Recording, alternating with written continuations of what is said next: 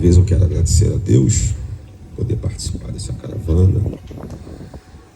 Ora, estamos aqui em Gurien, segunda-feira estaremos ali em Itabaiana, anunciando a palavra do Senhor, e é muito bom poder cooperar com esta obra. Deus abençoe a vida do presbítero Iractan, sua esposa, sua família, que tem feito um excelente trabalho aqui em Gurien. Amém, irmãos? Deus abençoe a vida do meu pai, que é o pastor presidente dessa obra. Irmãos, livro de Josué, capítulo 1. Nós vamos ler 2 textos, tá bom? 2 textos. O primeiro texto é Josué, que é o tema dessa festividade. O irmão, que é o sonoplasta, se você puder deixar o som exatamente como ele está, eu vou te agradecer, meu irmão. Está excelente para mim. Josué, capítulo 1, versículo 9, nós vamos ler apenas a parte C do versículo, a última parte, que diz assim: porque o Senhor, teu Deus, é contigo, por onde quer que andares. Porque o Senhor, teu Deus, é contigo, por onde quer que andares. Diga assim comigo: Deus é comigo. Deus é comigo. Por onde quer Que eu ande. ande. Amém. Que bom. Agora você vai abrir então no livro do profeta Ezequiel.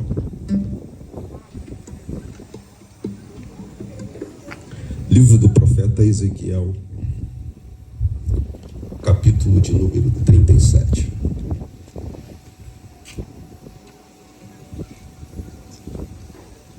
Eita, esse ventinho está atrapalhando um pouquinho. Ele vai dar graça. Livro do profeta Ezequiel. Isso.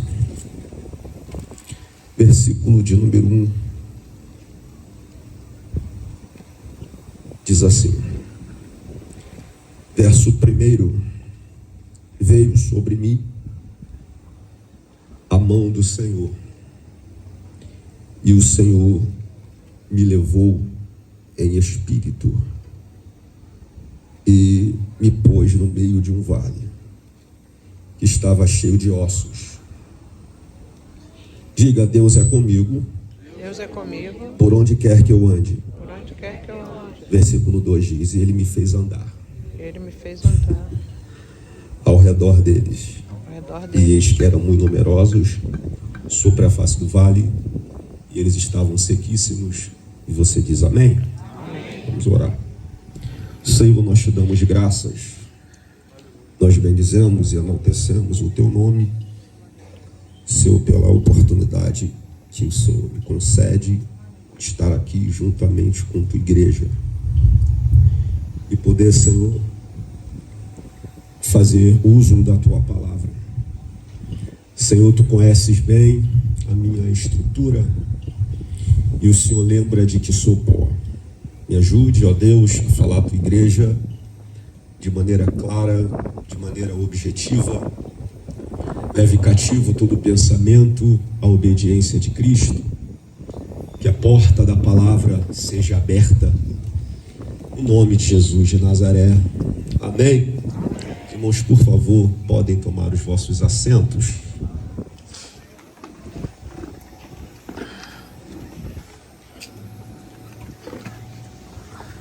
Queridos irmãos e ouvintes da palavra do Senhor,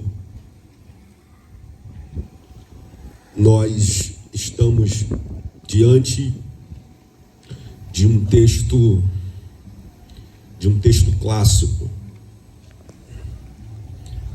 Esse texto, como outros textos na Bíblia, recebem esse nome de clássico por ser ele extremamente conhecido da Igreja do Senhor. Eu tenho por certo que essa é uma das narrativas mais conhecidas de toda a Bíblia Sagrada. Tenho por fé maioria dos irmãos que aqui se encontram já tiveram a oportunidade de extrair, de receber alguma lição a partir desse texto. Partindo desse princípio, logo não tenho eu a pretensão de trazer nada novo. Meu propósito aqui essa noite é falar a você aquilo que você já sabe, aquilo que você já ouviu. É isso? Seria uma pretensão minha imaginar que com 2000 anos de cristianismo alguém se atrevesse a trazer algo novo, né? Então tudo que você vai ouvir aqui essa noite, certamente que você já ouviu alguém falar. O apóstolo Paulo corrobora essa ideia inicial quando ele escreve à igreja de Filipenses, no capítulo 3, ele diz: eu não me aborreço de vos escrever as mesmas coisas, porque isso é a segurança para vós. E ouvir aquilo que eu já sei, isso é pedagógico, fortalece o nosso conhecimento. E na realidade, até aquilo que eu já sei, eu preciso ouvir novamente. O personagem da nossa reflexão essa noite é o profeta Ezequiel. Você sabe que o profeta Ezequiel, ele possuía um duplo ministério. Além de ser um profeta, Ezequiel também era um sacerdote. Mas é como profeta que Ezequiel ele tem um maior engajamento. É como profeta que Ezequiel ele tem um maior protagonismo, um reconhecimento maior como profeta. E Ezequiel, ele exerceu esse ministério profético no pior período, ou no pior momento da história do povo judeu, quando, em virtude do seu comportamento idólatra, o povo de Judá foi parar na Babilônia. E literalmente, então, Ezequiel, ele viveu e profetizou no exílio babilônico. Agora, quando você olha para a vida de Ezequiel, existem alguns dados interessantes a ser observado. O primeiro dado é que no capítulo 1 de Ezequiel, ele é conduzido pela mão do homem à Babilônia. E na Babilônia, Ezequiel é conduzido pela mão de Deus para o vale. Então veja, no capítulo 1, é a mão do homem que leva Ezequiel para a Babilônia. E no capítulo 37, é a mão de Deus que leva Ezequiel para o vale. Isso é uma chave, porque observe que Ezequiel não está sendo vítima de nenhuma influência do adversário. Ezequiel não está sob ataque do maligno. Veja que é a mão de Deus que leva Ezequiel para o vale. Não é o diabo que conduz Ezequiel para o vale. E talvez você já comece a se identificar com essa introdução, porque é bem provável que você esteja vivendo algumas intempéries na sua vida e você esteja pensando consigo mesmo: será que é azar? Será que eu estou sendo vítima de alguma retaliação do inimigo? Será que é o diabo que está proporcionando isso para a minha vida? Eu digo para você que existem situações que tu estás passando que não é o diabo, é a mão de Deus. Existem coisas que estão acontecendo em sua vida por uma permissão de Deus. É Deus quem está permitindo tudo isso, pois não há aleatoriedade nas ações de Deus.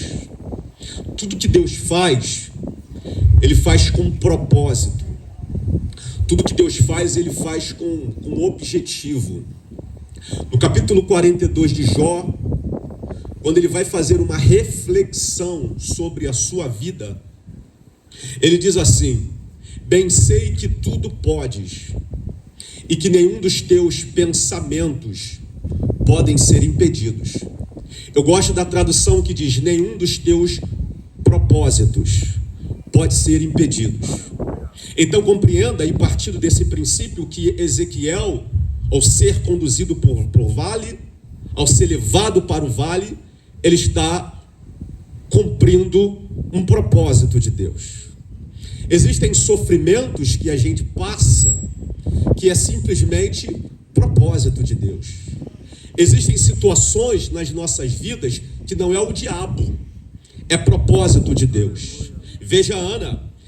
Ana levou uma eternidade para engravidar. Por quê? Era a mão do diabo? Não. O próprio Deus cerrou a madre de Ana. Era propósito.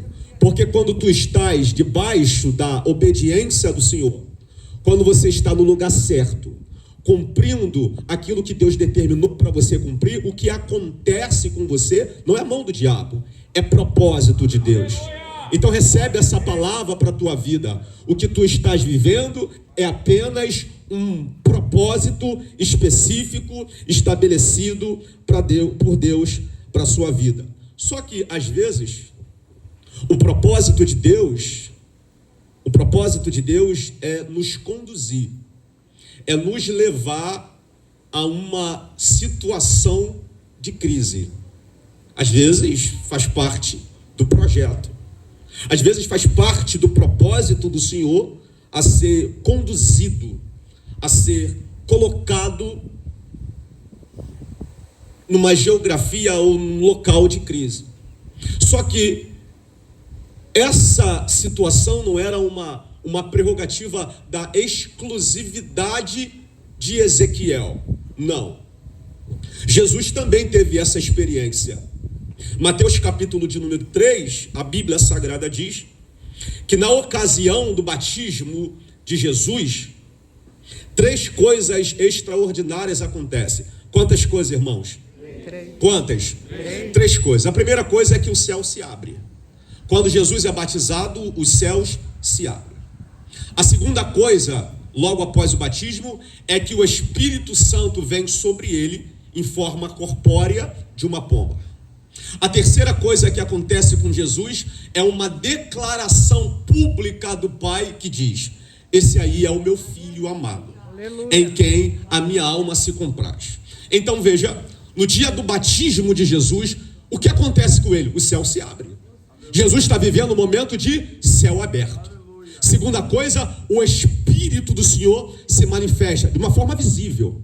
A terceira coisa é que uma declaração pública do Pai diz: esse aí é o meu filho amado, em quem a minha alma se compraz. Então veja, o que Jesus está vivendo? Momento de céu aberto, momento de manifestação do Espírito e momento de declaração do Pai, dizendo: esse aí é o meu filho amado, em quem a minha alma se alegra. No capítulo 3. Mas no capítulo 4, a Bíblia diz que não o diabo, mas o Espírito do Senhor leva Jesus para onde? Para o deserto.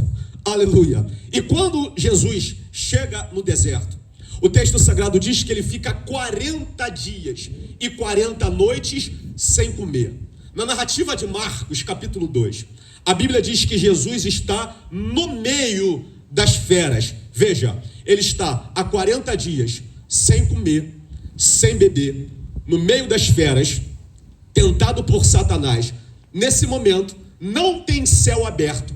o Espírito não se manifesta e o Pai não faz nenhuma declaração pública. Aparentemente é um local de crise.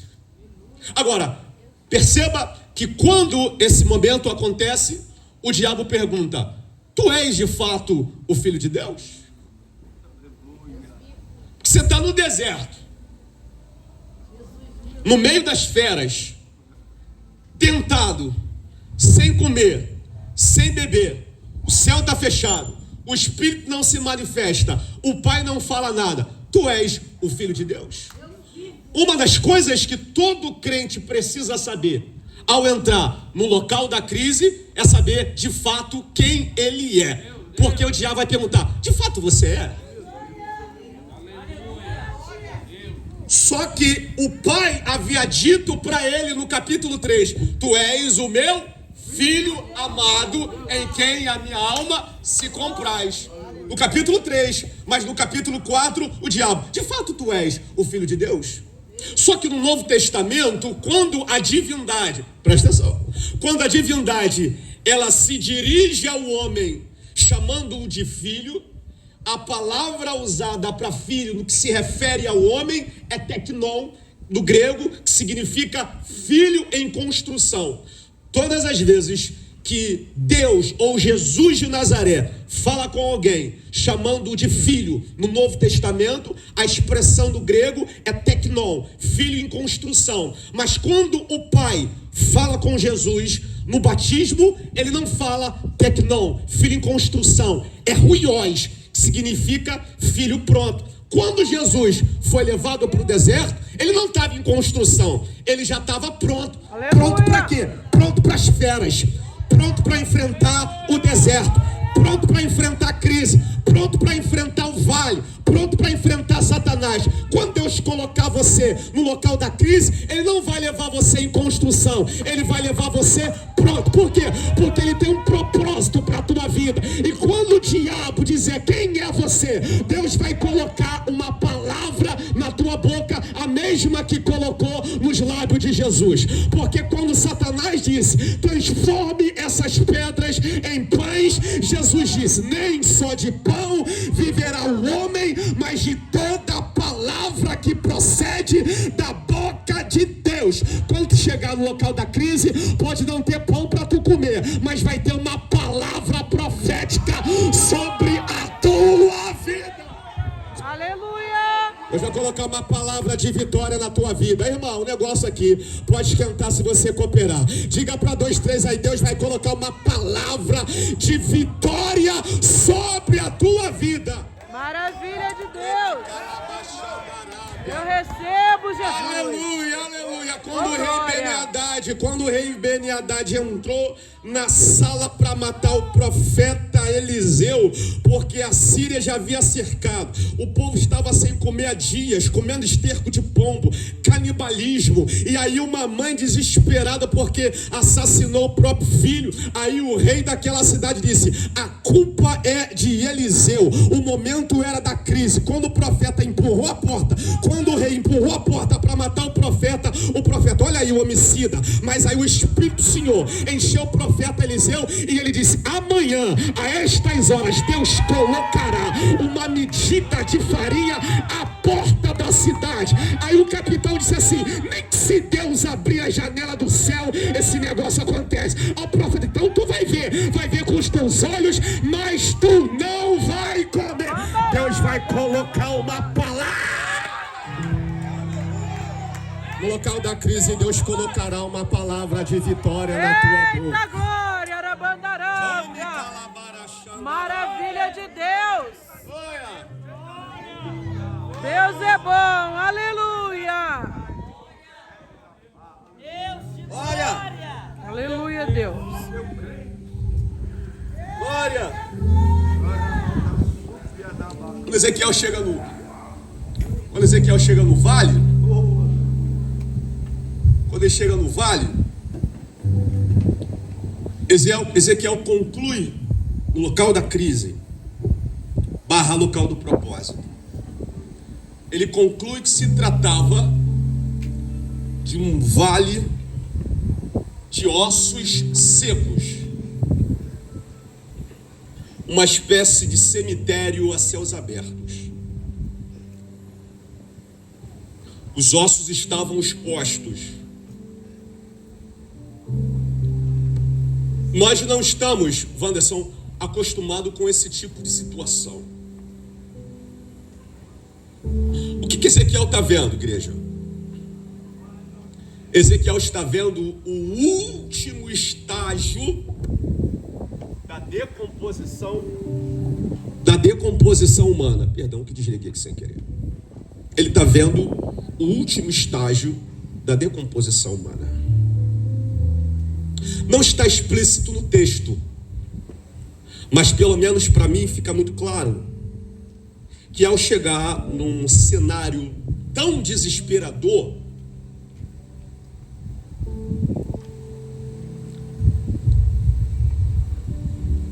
o desejo do profeta ao se deparar com essa situação é ficar parado.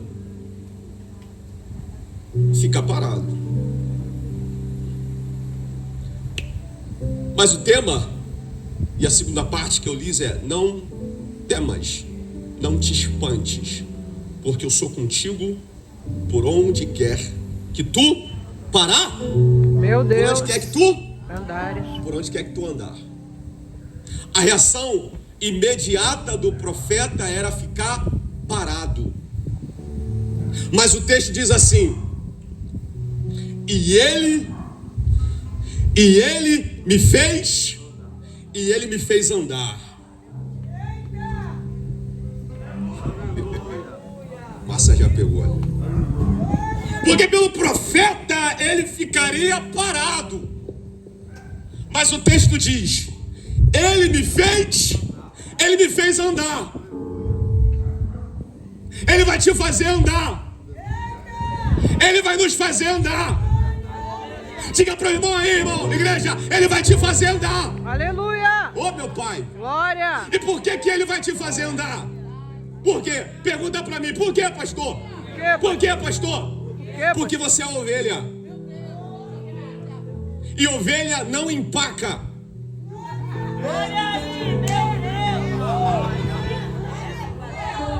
Pegou, né?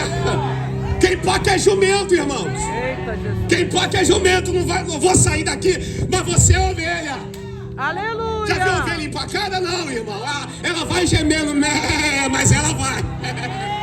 Aleluia, glória a Deus. Tem dia que você não quer ir, não é? Mas você é ovelha, vai. Tem dia que eu não quero pregar, mas eu sou ovelha, vai. Tem dia que você não quer cantar, mas você é ovelha, vai. Tem dia que você não quer levantar da cama, você não quer pastorear, você não quer ver ninguém, você não quer adorar, mas você é ovelha, Jeová apaga na tua mão e fala: você não é jumento, você não vai pra cá. Você é ovelha, vai,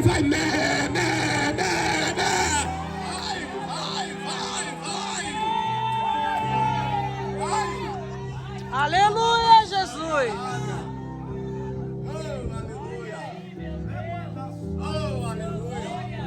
Aleluia. Glória a Deus. E ele me fez andar. Anda. Irmão, quando Israel sai do Egito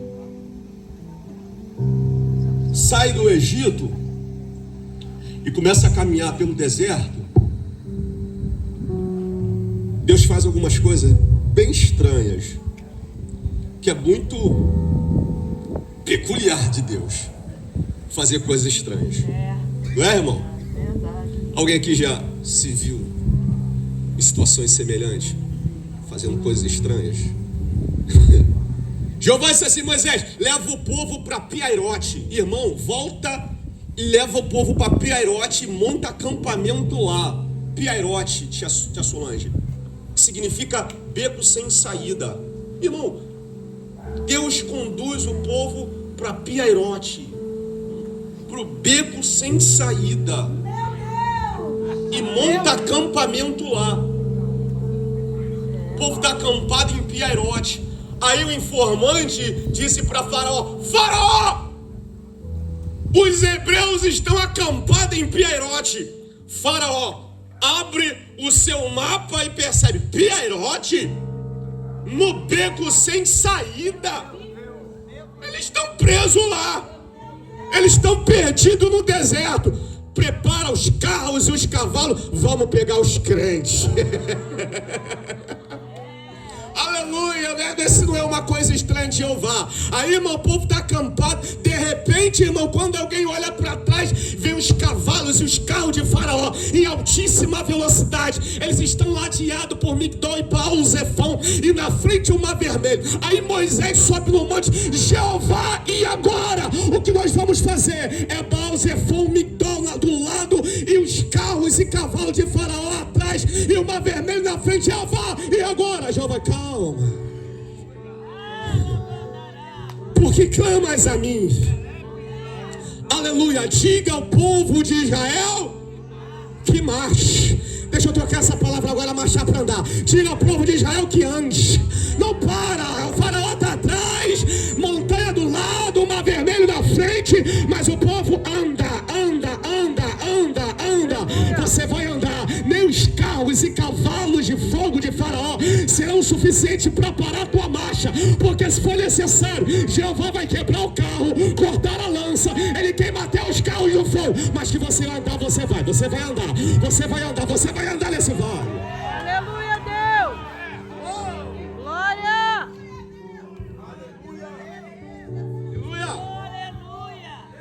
Aleluia. Poderoso Deus. Ande no vale. Ande no teu vale. Ande na tua prova. Ande na tua luta. A experiência de Davi, na perspectiva do Salmo 23, é extraordinária. Porque Davi diz assim no Salmo 23, verso 1: O Senhor é meu pastor, nada me faltará. Não é?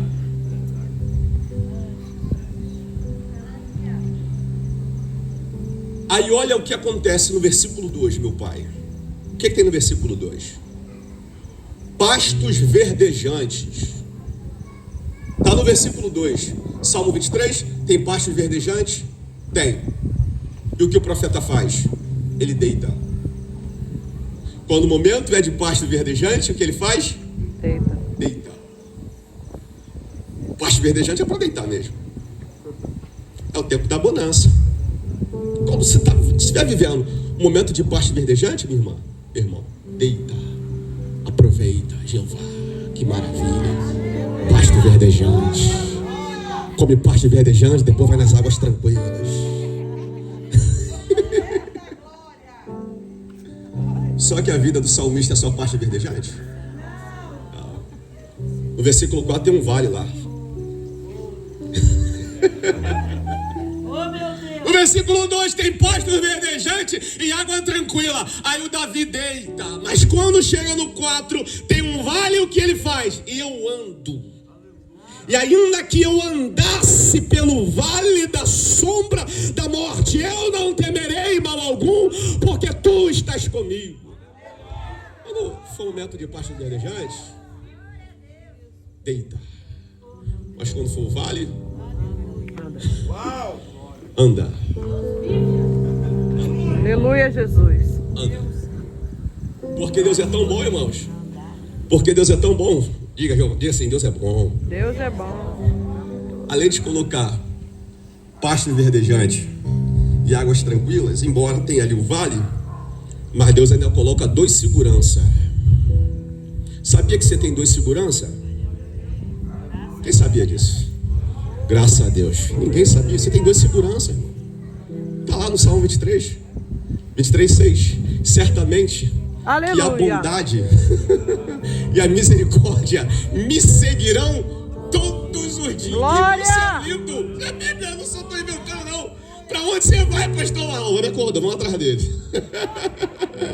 Bondade e misericórdia vão atrás de você, irmão. Não tem R$1. Você não tem R$1 no bolso, mas para onde tu vai?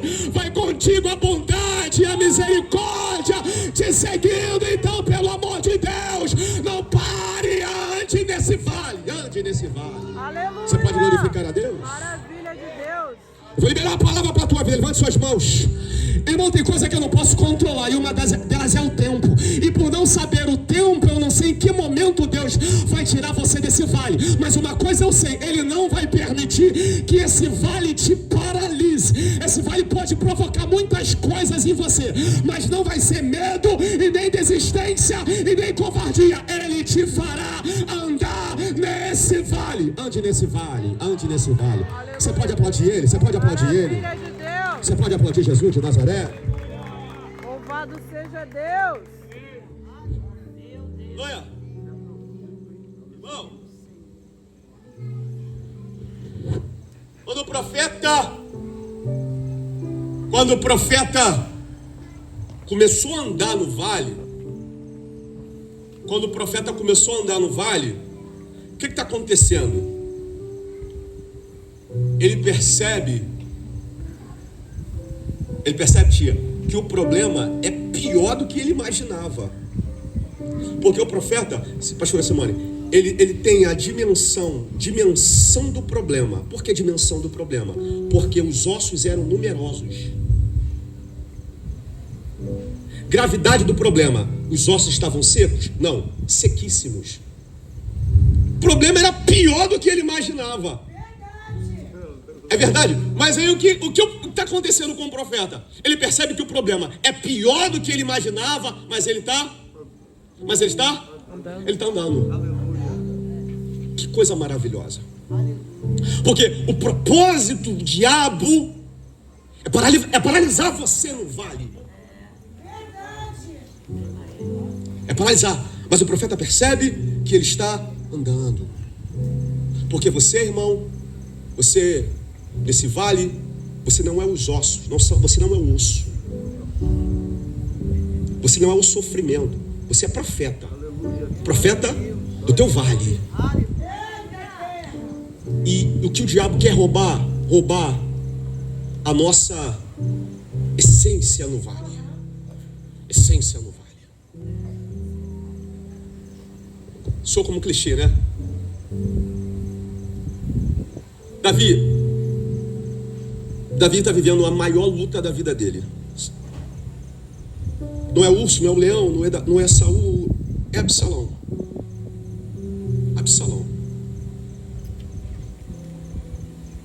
É Absalão, seu próprio filho.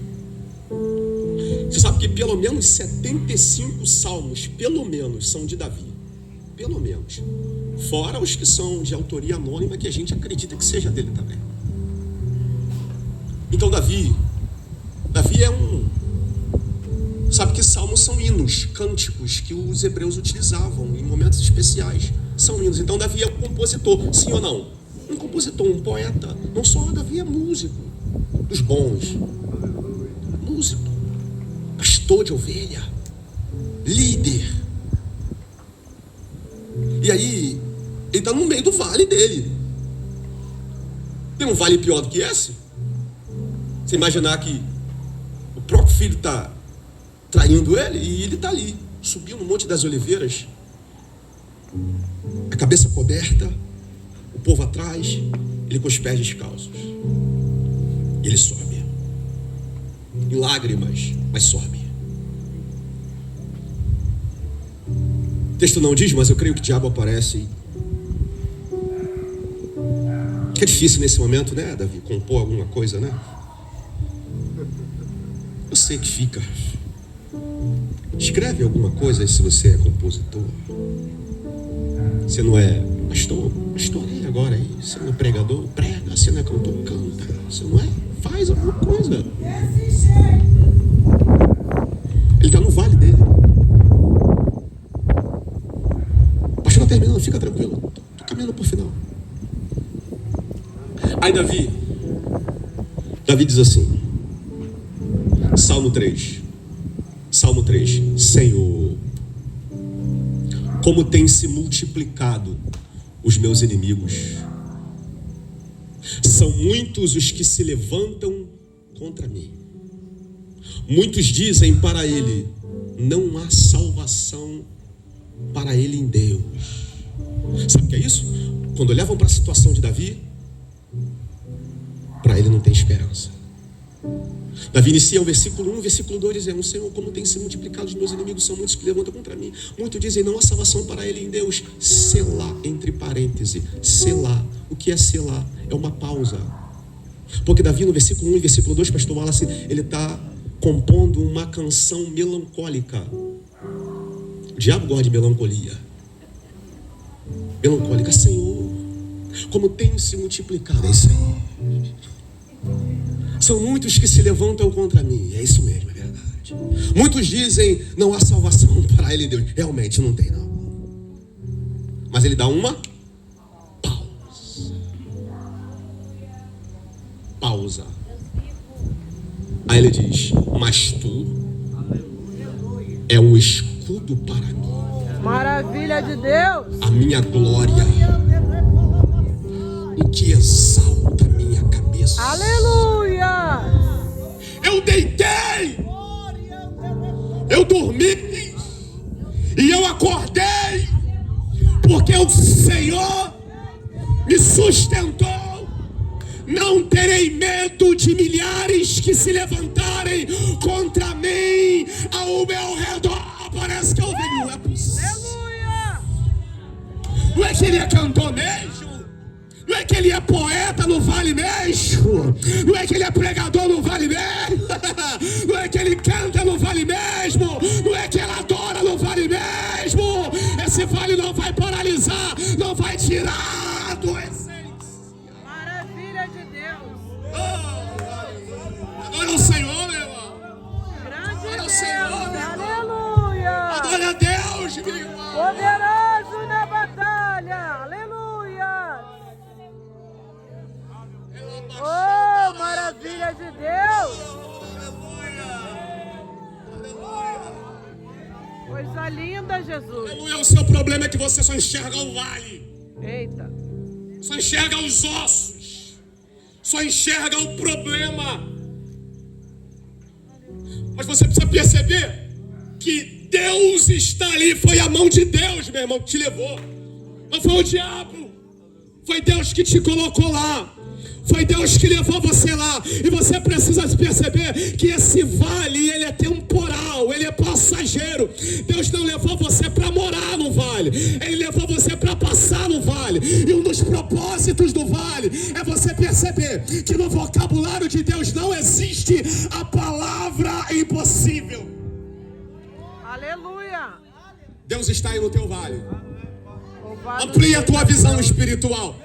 Deus está no teu vale, meu irmão.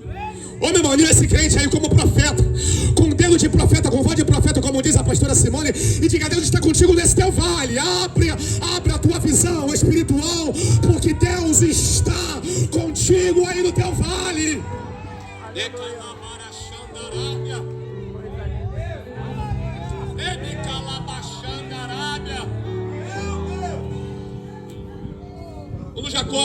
Quando Jacó saiu da casa do pai dele, irmão, fugido do pai, fugido do irmão, perdão, porque Esaú havia dito: olha, quando chegar os dias de luto do meu irmão, do meu pai, eu vou matar Jacó. Irmãos, não dá para se duvidar de Esaú. O escritor aos Hebreus disse: olha, Esaú era profano,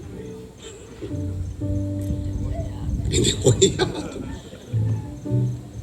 Então Jacó sai voado de casa, voado, irmão. Não dá para preparar mal igual a gente preparou para vir para paz. Não, irmão, tem que correr, porque senão Esaú ia matar ele. E aí, igreja, quando a pessoa sai nessa velocidade, temendo pela vida, não dá tempo de se preparar. Ele sai correndo. E a Bíblia diz que ele chega em Arã. Qual é o lugar que ele chega? Arã. Arã, irmãos. Deserto. Jacó está sem nada e chega num lugar que nada tem. Ele está sem nada e chega num lugar que nada tem. Aí o texto diz: e chegando a um certo lugar. Aí eu fiz uma inferência e disse: e Jacó, e chegando ao lugar certo. Olha, ele está sem nada, chega no lugar que nada tem e o lugar é certo. Se Deus não tiver, irmão, é lugar errado. Mas se Deus estiver contigo, irmão, quando você tem convicção que Deus é na tua vida, irmão, você tem a coragem de... Olha só, Ló, escolhe aí para onde você quiser ir. Eu vou pro outro lado.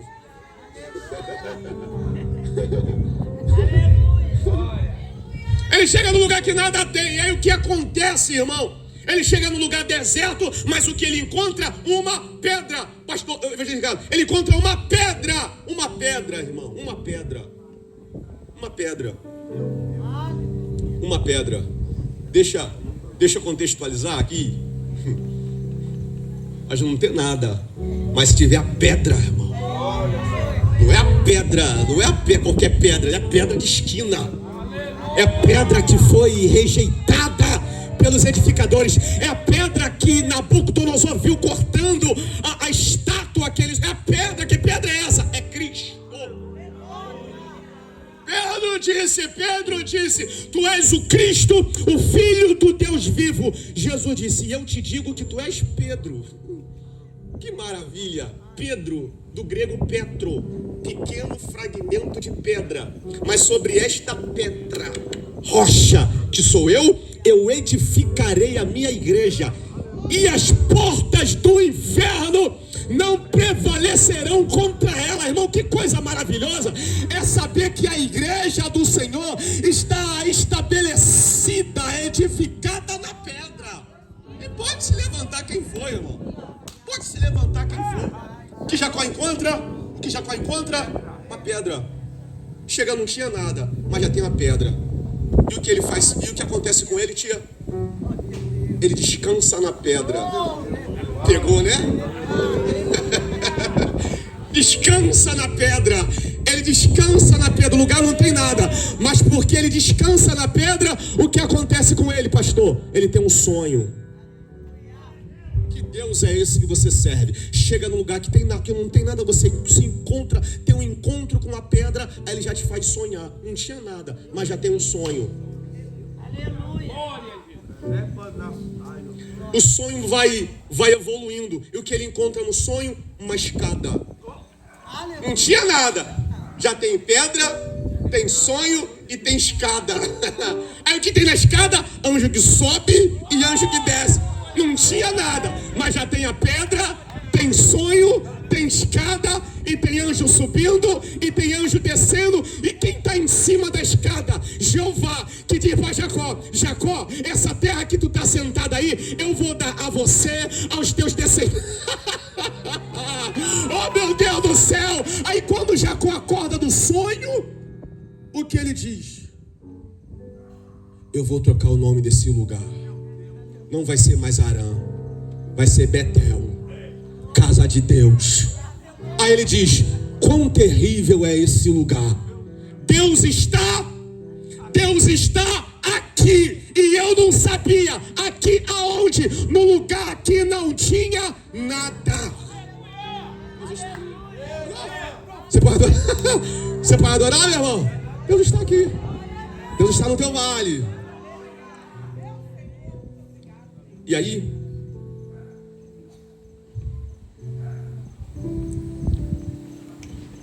o Senhor diz para Ezequiel, o filho do homem, esses ossos poderão reviver? Ezequiel conclui, Senhor, tu sabes, eu não sei, mas tu sabes. Eu não sei, mas tu sabes. Deus disse, Ezequiel, então profetiza.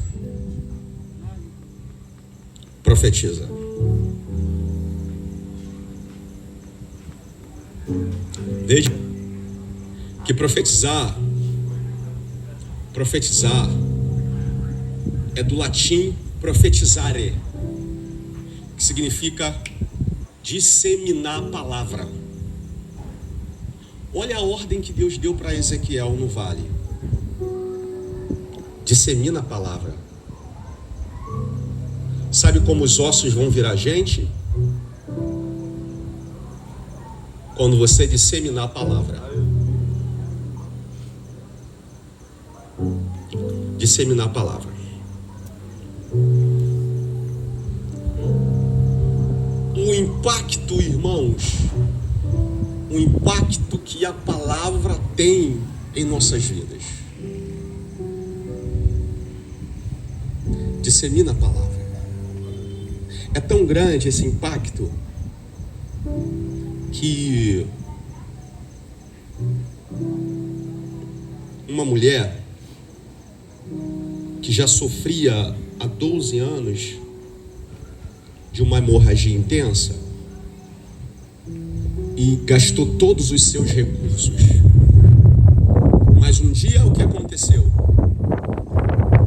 A Bíblia diz: e ouvindo falar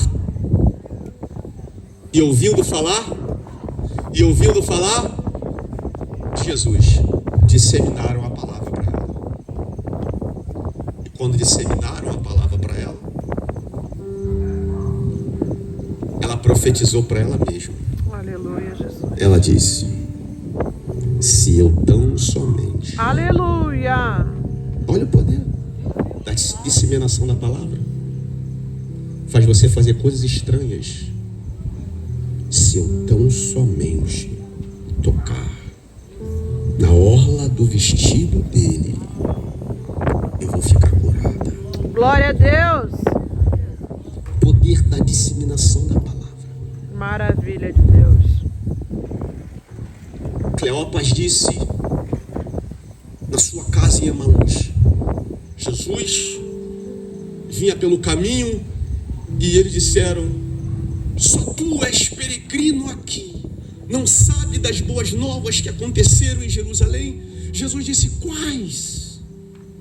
De Jesus de Nazaré, varão aprovado em palavra, e nós pensávamos que era ele que ia remir Israel, mas é o terceiro dia e até agora nada. Jesus, honestos e tardos para compreender o que diz as Escrituras, não convinha que o Cristo padecesse e entrasse na sua glória, e foi explicando de Moisés até os profetas. E aí eles entraram na casa em Emaús. Jesus partiu o pão. Quando partiu o pão, os olhos deles foram abertos.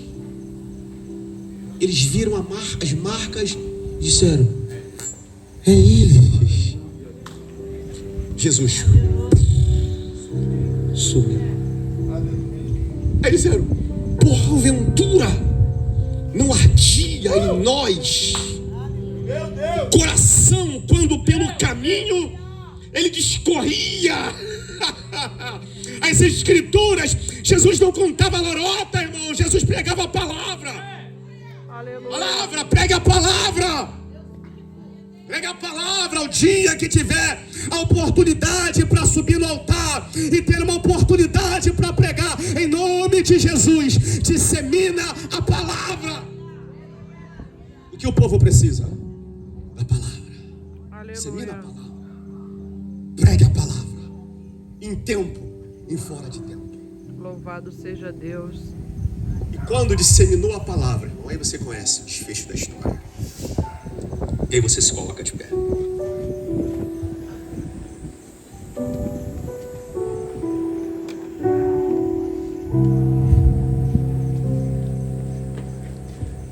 Eu concluo dizendo que os ossos secos eram um estado espiritual de Israel. Mas a partir da disseminação da palavra, a situação que era ossos virou um grande exército. Então, irmãos, o que vai trazer vida na igreja do Senhor Jesus? É a palavra. Você trouxe? Você trouxe a palavra? Levanta aí, não. Prega a palavra. Fiel e digna de toda aceitação. É lâmpada. É lâmpada. O tema disse: Josué, tão somente não se aparte da tua boca o livro dessa lei, mas antes medita de dia e de noite. Vamos orar. Deus abençoe esse povo, abençoe essa igreja, abençoe as nossas vidas, que possamos, ó Deus, viver pela tua palavra, andar pela tua palavra, amar a tua palavra. A exposição das tuas palavras traz luz e entendimento aos simples. Obrigado, Senhor, por essa oportunidade ímpar, singular, de poder estar aqui, Senhor, e pregar a tua palavra, em nome de Jesus. Amém. Você pode aplaudir Jesus de Nazaré? Você pode sentar no teu lugar, aplaudir nosso Senhor Jesus? Pode sentar, meu irmão, minha irmã. Pode sentar. Deus abençoe você. Abençoe sua casa. Abençoe sua família.